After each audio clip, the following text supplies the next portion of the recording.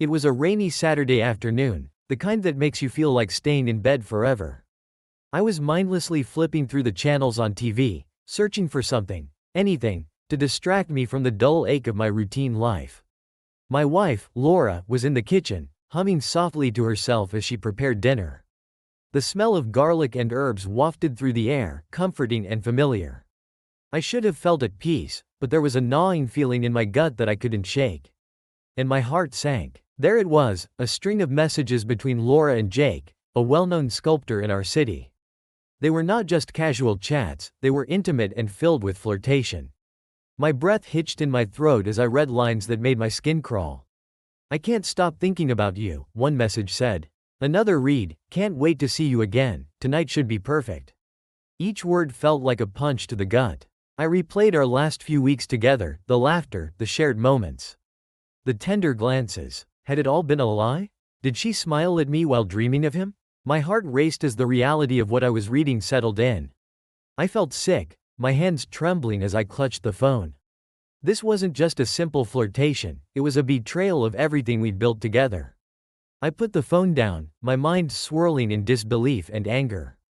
I wanted to confront her right then and there, but I needed to process what I'd found first. I could hear her bustling in the kitchen, and the sound of her voice felt like nails on a chalkboard.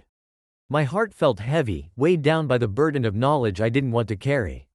I had always thought we had a strong marriage, filled with trust and love. How could she do this to me?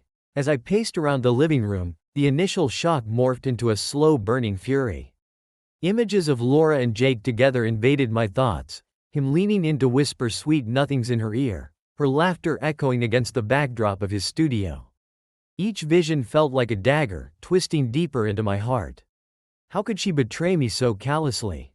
The anger began to boil over, and I felt a surge of adrenaline. I couldn't just sit back and let this happen. In that moment of fury, I made a decision. I wouldn't just suffer in silence. I would make her feel the weight of her betrayal. Instead of crying and pleading for answers, I would plot my revenge. She needed to understand the pain she had inflicted upon me. The thought consumed me, and as I stared at the messages again, a dark plan began to take shape in my mind. I felt empowered by the idea of revenge, imagining the moment I would confront them both. They would pay for their betrayal, and I wouldn't stop until they felt the same kind of heartbreak that I was drowning in. I glanced back at Laura, blissfully unaware of the storm brewing within me. The taste of vengeance was bitter yet intoxicating. I would not be a victim. Instead, I would take control, and I would make sure they both regretted what they had done to me. My heart raced with a mix of anger and resolve. This was just the beginning. The path ahead was dark and twisted, but I was ready to walk it. I could feel the fire igniting within me, and it was time to put my plan into action. I would not be broken, I would be reborn in flames of revenge. As the days passed, my anger morphed into something sharper and more focused. Each time I glanced at Laura, the betrayal felt like a brand seared into my chest. I knew I couldn't just confront her without making my point clear, without showing her that actions have consequences. The idea of revenge crystallized in my mind like a fine sculpture being chiseled from a block of marble, revealing its true form beneath the surface. It was during one of my sleepless nights, lying wide awake in bed while Laura slept soundly beside me, that the plan came to me. I would hit Jake where it hurt most, his art. He was renowned in the community and celebrated for his intricate sculptures, and the thought of destroying that reputation ignited a dark thrill within me. I envisioned organizing a public exhibition, an event that would draw the city's art lovers and critics. But this wouldn't be an ordinary showcase, it would be a trap. The next morning, with a renewed sense of purpose, I began my research. I looked into venues that could host an art exhibition. It needed to be somewhere prominent, a place that would attract attention. After browsing through various options, I settled on a local gallery downtown known for showcasing emerging artists. It had a reputation for being upscale, and I knew the event would attract a large crowd. Including Laura and Jake, I reached out to the gallery, posing as a curator interested in hosting a temporary exhibit for a rising star. I knew I had to sell the idea to them, so I crafted a story about Jake's recent work and how it deserved recognition. I even included a few lies about a fictional art critic who had supposedly praised his talent. To my surprise, the gallery was eager to collaborate, and they agreed to a date just a few weeks away. With the venue secured, I turned my attention to the logistics of the exhibition. I needed to ensure that everything went according to my plan. I arranged for an array of Jake's sculptures to be featured, pieces that were not only beautiful but also symbolic of his success. I imagined Laura's face when she saw them, thinking of how proud she was of Jake, oblivious to the impending disaster. I didn't want to leave anything to chance, so I also started networking with people who knew Jake. I casually chatted with fellow artists, art enthusiasts, and even some critics, gathering intel on Jake's schedule and how he operated. It was fascinating how easily I could gather information when I put my mind to it. Each conversation solidified my resolve, fueling the fire that was now burning brightly within me. Next, I needed to consider the pièce de résistance of my plan: how to sabotage the exhibition. I envisioned a grand reveal of Jake's works, where, in front of a captivated audience, I would orchestrate the destruction of his masterpieces. I knew the gallery would have security, but I also knew that with enough planning, I could slip through the cracks. I made connections with some local artists who were disgruntled by Jake's rise to fame. They would help me ensure that the sculptures were ruined at the moment they were unveiled. As the exhibition date drew nearer, I found myself immersed in the details. I spent hours at the gallery, envisioning how everything would unfold. I could almost hear the gasps of horror from the crowd when the unveiling was met with chaos. I planned to be in the background, watching as Jake's dreams crumbled right before his eyes. Each step I took in executing this plan filled me with a mix of anticipation and adrenaline. I had transformed my pain into something tangible, something that would leave a mark on both Jake and Laura. Revenge was no longer a fleeting thought, it had become my lifeline, my path to reclaiming my dignity.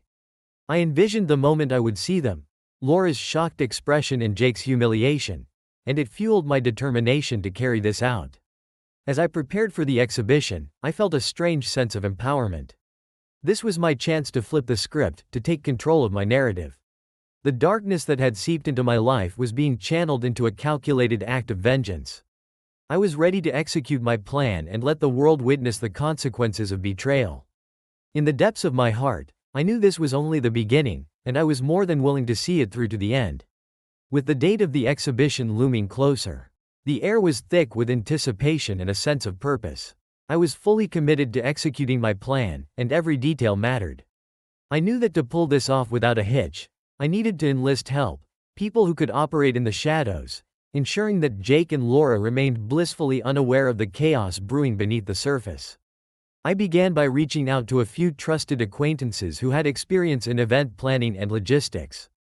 I needed a small team of skilled individuals who could assist with the setup while keeping everything under wraps. I reached out to Mia, a friend from college who had a knack for organizing events. She was enthusiastic about helping and unaware of the true motivation behind my request. I carefully spun a narrative about wanting to create a stunning showcase for an emerging artist, ensuring she had no inkling of my intentions. Once I had Mia on board, I started putting together a team. I recruited 2 more people: Sam, a talented photographer who could capture the event's highlights, and Lisa, a graphic designer who would help create promotional materials. I briefed them on their tasks, emphasizing the importance of secrecy and professionalism. They were excited to be part of something that sounded so prestigious, and I could hardly suppress my grin as they dove into the preparations. As we began discussing the logistics, I made sure to emphasize the need for everything to look perfect. We meticulously arranged the lighting, decorations, and layout of the gallery. I even worked on a list of potential invitees, ensuring that key art critics and influencers would attend. The idea was to draw a significant crowd, elevating the drama that would unfold when Jake's sculptures were unveiled. In parallel, I needed to plan the covert destruction of Jake's artwork. This was a crucial element of my revenge, and I knew that timing and discretion would be paramount. I reached out to a few local artists I had met through my research. They were frustrated with Jake's success, and I carefully approached the subject of sabotage, framing it as a way to send a message to the art world about the integrity of art and the necessity of supporting lesser-known talent. After some discussions, I managed to assemble a small team of artists who were eager to take part in my plan. They were skilled and, more importantly, motivated by their disdain for Jake. I knew they would follow through, and I ensured they understood the stakes. They agreed to help me ruin the sculptures under the cover of darkness, believing it was a noble cause. Little did they know how deeply personal this was for me. As the days went by, my excitement and anxiety danced in a delicate balance. I continued to communicate with my hired help, arranging for the night before the exhibition to be our pivotal moment. The plan was simple: after the gallery closed for the night, we would sneak in and carry out the act of destruction, ensuring that everything was in place for the grand unveiling the next day. On the night before the exhibition, I felt a surge of adrenaline. I arrived at the gallery well before the closing time, making sure to double-check the security measures. I was nervous but exhilarated. I had never been one to act on such impulsive emotions, but this was different. This was a calculated strike against the person who had shattered my trust. Once the gallery staff departed for the evening, I met up with my team outside. We moved in silence, each of us knowing the gravity of what we were about to do. The moonlight illuminated the gallery entrance, creating a stark contrast against the darkness that enveloped us. As we slipped through the back door, I felt a rush of anticipation mingled with fear. Inside, the gallery was eerily quiet, the only sounds coming from our footsteps as we navigated through the maze of sculptures. I led the team to where Jake's works were displayed, my heart racing with every step.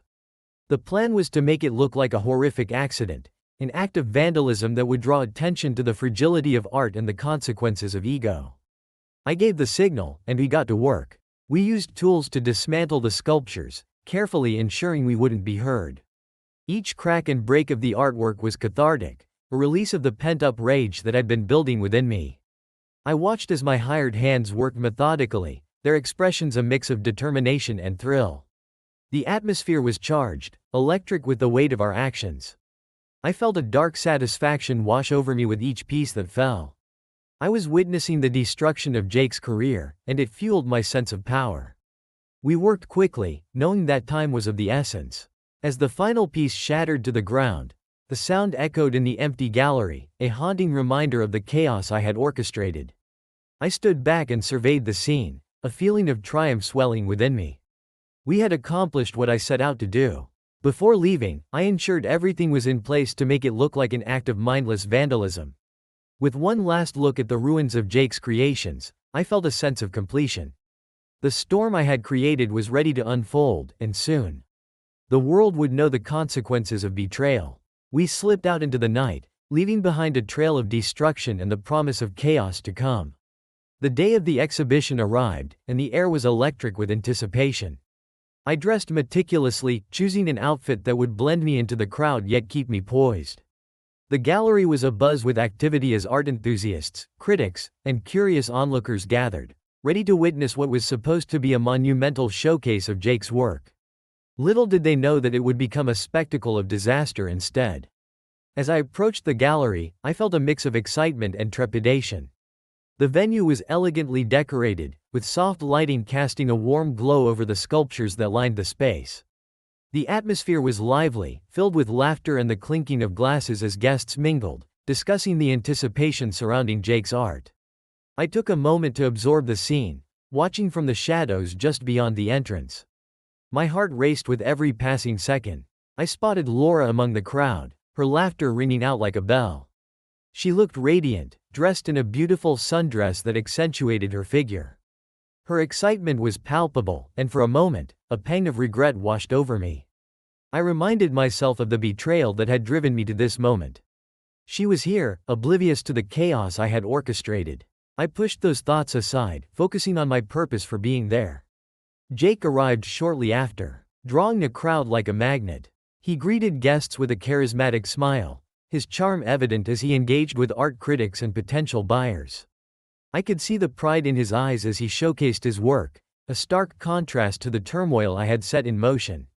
I marveled at how easily he exuded confidence, unaware that his world was about to come crashing down. As the exhibition officially began, the gallery owner took the stage to introduce Jake. The crowd hushed, anticipation hanging in the air. "Ladies and gentlemen," she said, her voice clear and inviting. "Welcome to an extraordinary evening celebrating the brilliance of Jake, a true master of his craft." Applause erupted, and I felt a flicker of anger rise within me. How could they praise him so blindly? Jake stepped forward, his smile radiant. "Thank you all for being here. Your support means the world to me, he said, his voice filled with genuine gratitude. I couldn't help but roll my eyes. Did he have any idea what awaited him? As he began to speak about his inspiration and the pieces he had created, I felt the weight of my anticipation growing heavier. Finally, it was time for the grand unveiling. The gallery owner counted down, her excitement contagious. 3, 2, 1. With a flourish, the curtains were drawn back, revealing the sculptures. Gasps filled the room, but as the crowd drew closer, their expressions shifted from awe to confusion. I watched from a distance, hidden in the shadows, as the first whispers of disbelief began to ripple through the crowd. Jake and Laura moved to the forefront, their smiles faltering as they approached the damaged pieces. The first sculpture, a magnificent piece that had once been the highlight of the exhibition, lay in ruins. The shattered remnants were strewn across the floor, an absolute mess of artistry turned to chaos. The realization hit them simultaneously. I could see the color drain from Laura's face as she clutched Jake's arm, her eyes wide with shock. What happened? She gasped, her voice trembling. Jake's confident demeanor shattered like the sculptures themselves. No, this can't be happening, he muttered, his voice barely above a whisper. He stepped closer to inspect the wreckage, disbelief etched across his features. The crowd's murmurs grew louder, a cacophony of confusion and speculation. Was this part of the exhibit? One woman asked, her brow furrowed in concern.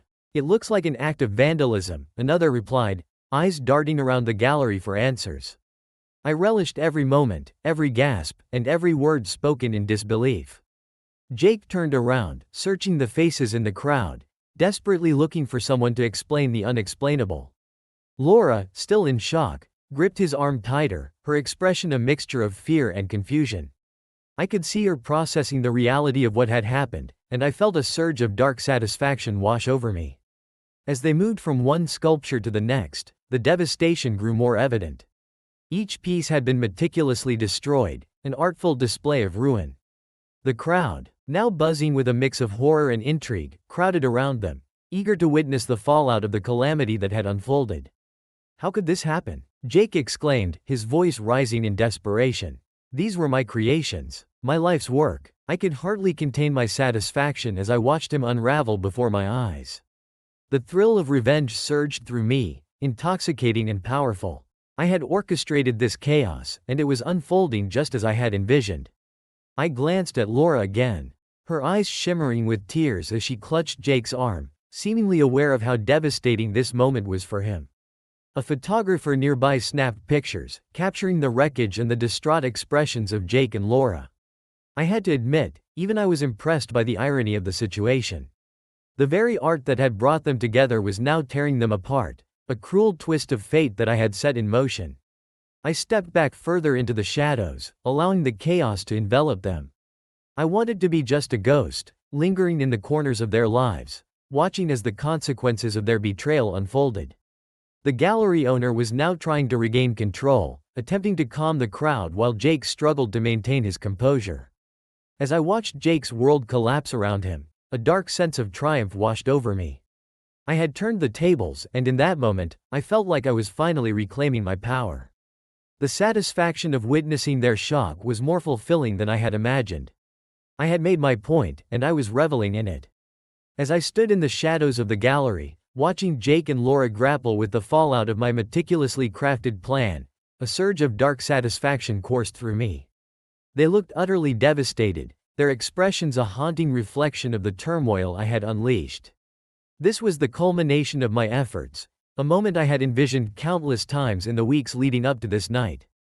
Jake was pacing now, running his hands through his hair as if that simple action could somehow restore the shattered remnants of his career.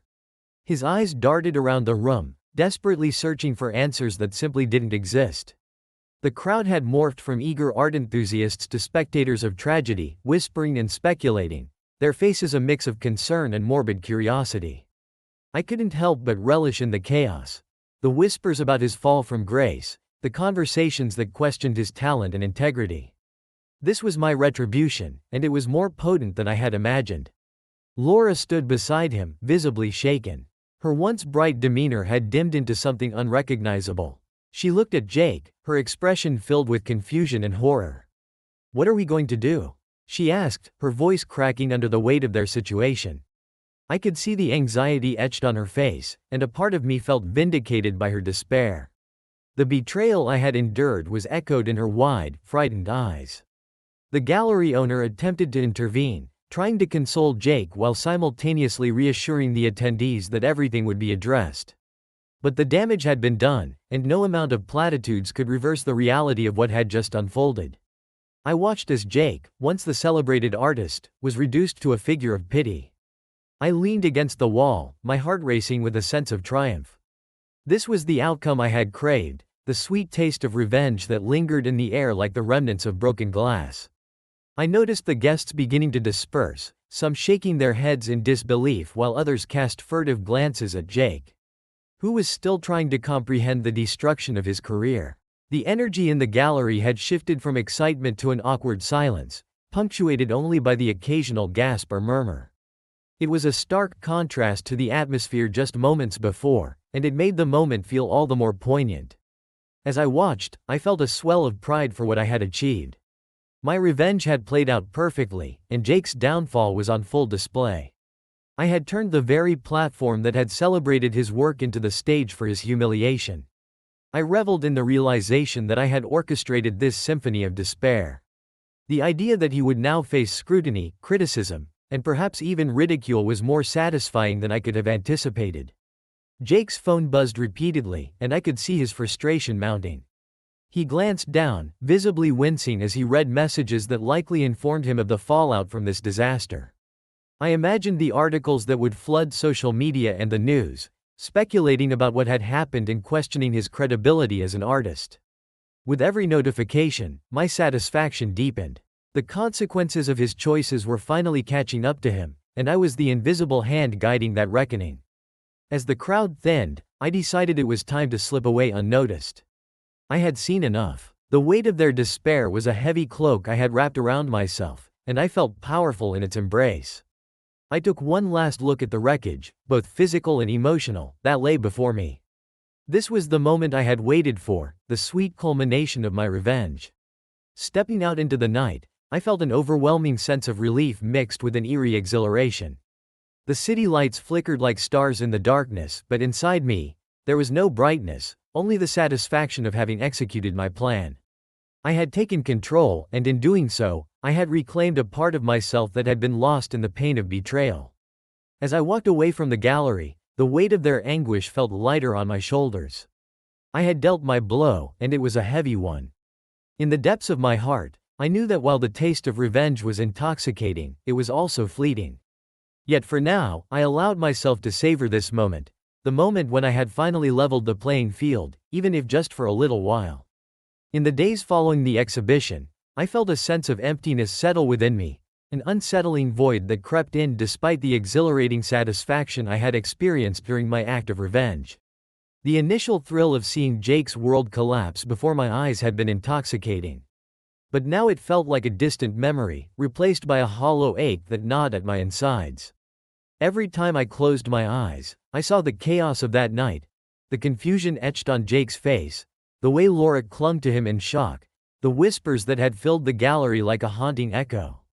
I had expected to feel empowered and liberated even, but instead, I was left with an unsettling realization: revenge did not restore what I had lost.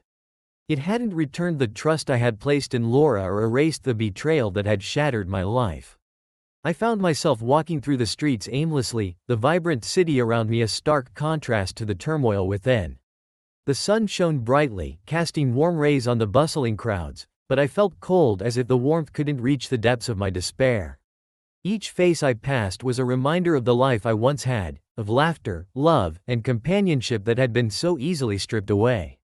I could see couples holding hands, friends sharing jokes, and families enjoying each other's company. And I felt a surge of longing. What had I done to deserve this isolation? The aftermath of my actions haunted me.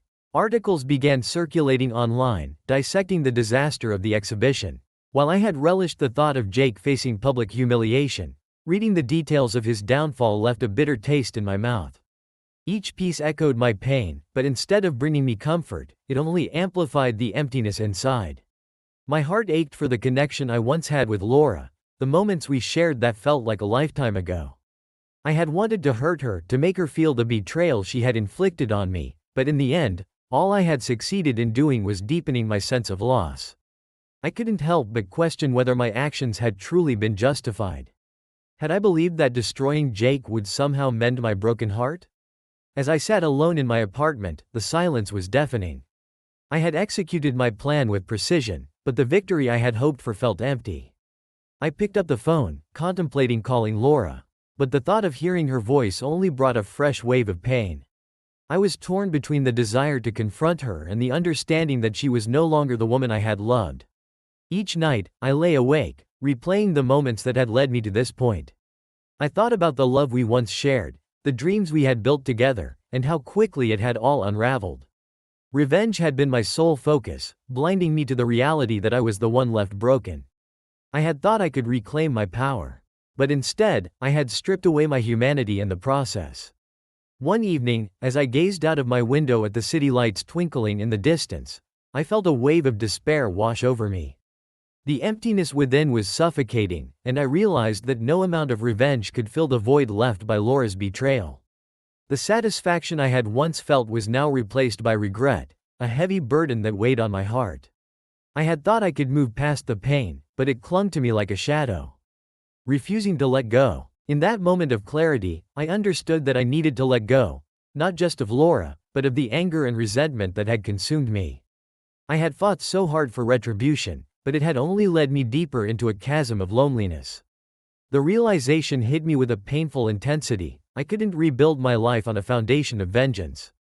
It was time to face the truth, to confront the pain rather than hide behind the facade of revenge. I resolved then to focus on healing, to rediscover who I was beyond the betrayal. The path ahead would not be easy, but I knew I had to take that first step towards reclaiming my life. As I turned away from the window, I felt a flicker of hope ignite within me, a desire to move forward, to seek solace in forgiveness rather than revenge. It was time to release the darkness that had held me captive for far too long. With each passing day, the weight of my past began to lift. I had spent so long consumed by anger and the desire for revenge. But now I stood at a crossroads, realizing that the only way to truly move forward was to let go of the pain and betrayal that had defined my life for too long. It was time to accept the reality of my situation and embrace the possibilities that lay ahead. I decided to leave Laura and Jake behind, not just physically but emotionally as well. They had once meant the world to me, but the memories were now tinged with betrayal and sorrow. I could no longer afford to dwell on the past.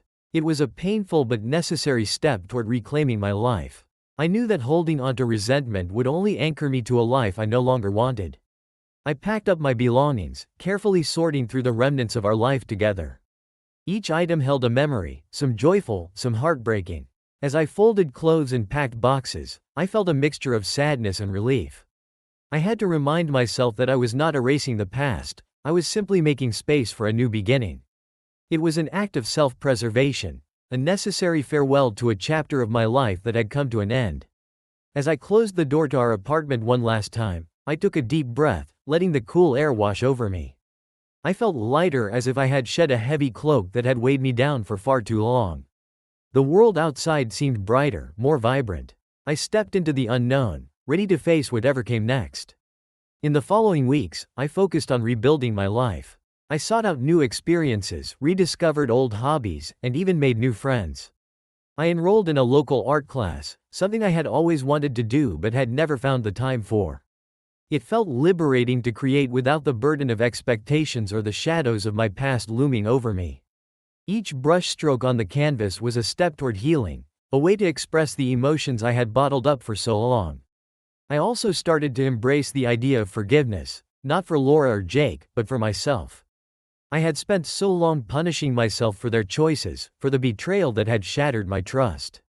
Now, I realized that I needed to forgive myself for allowing their actions to define my happiness.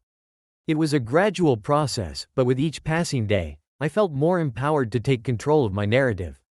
One sunny afternoon, I found myself sitting in a park, watching families enjoy picnics, couples laugh, and children play.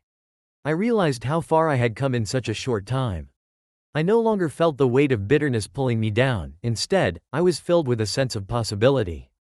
The world was full of new experiences waiting for me, and I was determined to embrace them all. I started to explore new relationships, taking things slow and allowing myself to be vulnerable again. It felt foreign at first, but I learned to trust my instincts and let go of the fear of being hurt once more. Each connection I made reminded me that I was worthy of love and happiness, despite the scars that remained from my past. As the weeks turned into months, I found strength in my journey of self-discovery. I began to redefine who I was without the shadows of Laura and Jake looming over me. I was no longer a victim of betrayal, I was a survivor, ready to write my own story. I realized that life was not about revenge or dwelling on the past but about embracing the present and looking forward to the future. One evening, as the sun set over the horizon, painting the sky in hues of orange and pink, I reflected on my journey. I felt a deep sense of gratitude for the lessons I had learned, and for the pain that had ultimately led me to this moment of clarity. I had transformed my hurt into strength. And now I stood on the brink of a new life filled with possibilities. At that moment, I promised myself that I would continue to embrace the path of forgiveness and growth. I would not let the shadows of my past dictate my future.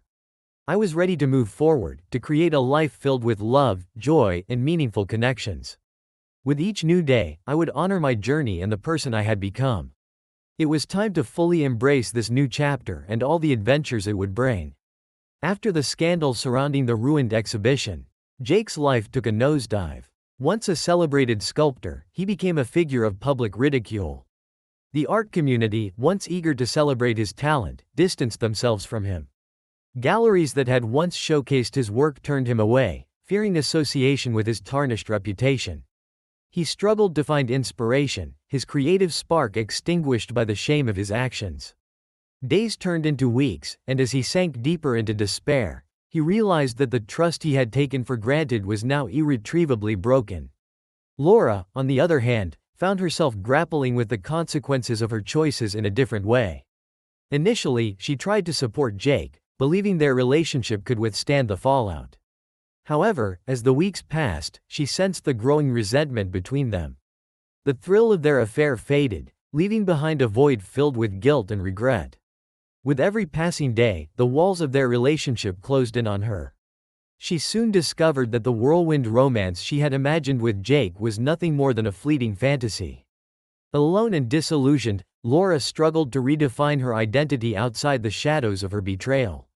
The guilt weighed heavily on Laura's conscience, and she sought solace in therapy, hoping to understand her actions and their implications. Through therapy, she began to confront her motivations and fears. She realized that her choices were rooted in a deeper dissatisfaction with herself and her life. It was a painful process, but gradually, she began to accept responsibility for her actions. The journey to self-discovery was challenging, but it ultimately paved the way for her personal growth. Laura learned the importance of honesty and integrity, vowing never to repeat the mistakes of her past. Jake's decline continued, leading him to a point of desperation. In a last-ditch effort to reclaim his life and career, he attempted to revive his artistic endeavors but found himself stifled by a lack of inspiration and self-worth. The fallout from the exhibition haunted him, and he struggled to create anything of value. Eventually, he decided to leave the city in search of a fresh start. Moving to a smaller town, he hoped to find solace and perhaps a new muse. Although it was a step toward rebuilding, Jake was acutely aware that the ghosts of his past would linger, and the road to redemption would not be easy. As time went on, both Jake and Laura found themselves living with the repercussions of their choices. Their paths, once intertwined, now diverged into separate journeys of healing and self-reflection. While they had sought excitement and validation from each other, they ultimately discovered the importance of accountability and the necessity of facing the consequences of their actions. Each day brought new challenges, but they both began to learn that growth often emerges from the ashes of betrayal. In their respective ways, they sought to rebuild their lives, forever marked by the lessons learned from the mistakes that had changed everything. As Dan settled into his new life, he began to embrace the possibilities that lay ahead. He immersed himself in his art classes, where he met a woman named Mia, a fellow artist who shared his passion for creativity. Mia's warm smile and infectious laughter brought a sense of joy into Dan's life that he hadn't felt in a long time. They connected over their shared love for painting, often spending hours in the studio, discussing techniques and inspirations. Dan found himself drawn to her genuine spirit, and for the first time since his heartbreak, he felt a flicker of hope. Mia had her own story of resilience, having navigated her way through a difficult breakup that had left her questioning her worth. She understood Dan's struggles and offered him a safe space to express his feelings without judgment. As they spent more time together, Dan discovered a deep emotional connection with Mia that transcended their shared interests.